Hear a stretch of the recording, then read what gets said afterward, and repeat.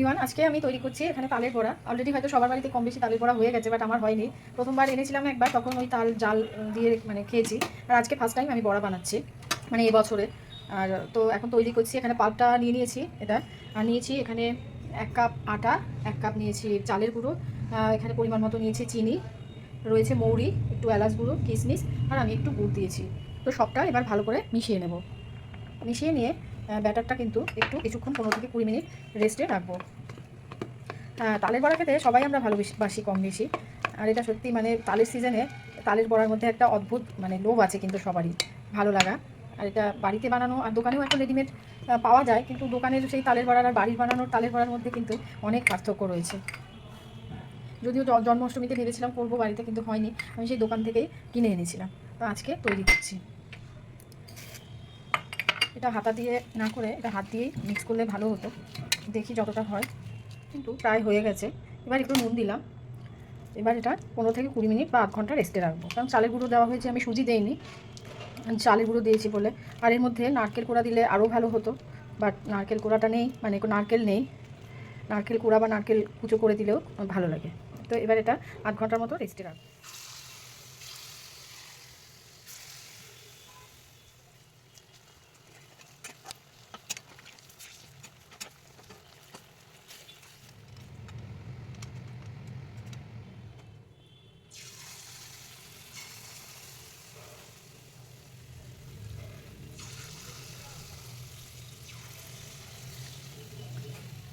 এই জাতীয় জিনিস বড়া টড়া খাওয়া মানে তেল খাওয়া, এই জন্য এখন মানে করিই না বলতে গেলে।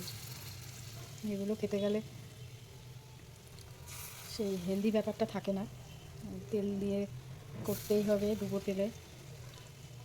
তবে খেতে তো ভালোই লাগে বছরের এই সময়টা।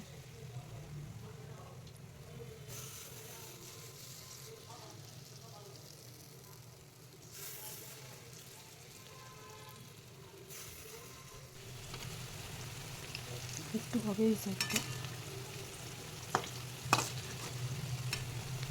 মেয়ে খুব তালের বড়া ভালোবাসে ছোটোর থেকে, বাট সন্তান মানে বাইরে থাকলে যে কী কষ্ট হয় বাবা মায়ের, সেটা আমি বুঝতে পারছি।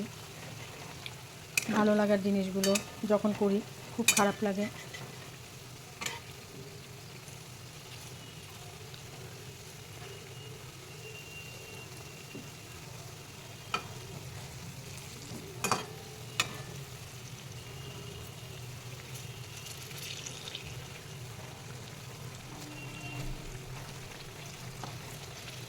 ছেলে মেয়ের ভবিষ্যৎ, ওদের কেরিয়ার, ওদের মানে সব কিছু ভেবে অনেক সময় এগুলো স্যাক্রিফাইস করতে হয়।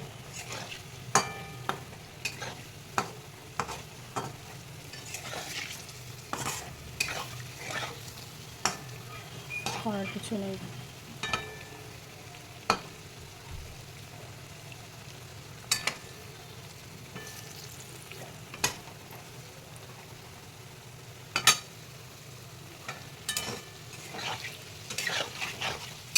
এইবারেরগুলো বেশ ভালো মতোই ফুলেছে।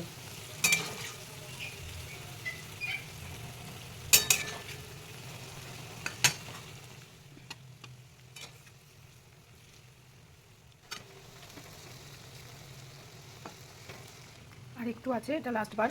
আর এর মধ্যে করতে করতে আমি কিন্তু খেয়েও নিচ্ছি। এক দুটো মুখে দেওয়া হয়ে গেছে আমার। বেশ ফ্লাফি হচ্ছে, ফুলছে। আমি একটু বড় বড়ই করি, মানে এই সাইজটাই করি, বেশি ছোটো ভালো লাগে না। তো কেমন হয়েছে বড়াগুলো, তালের বড়াগুলো অবশ্যই তোমরা জানাবে।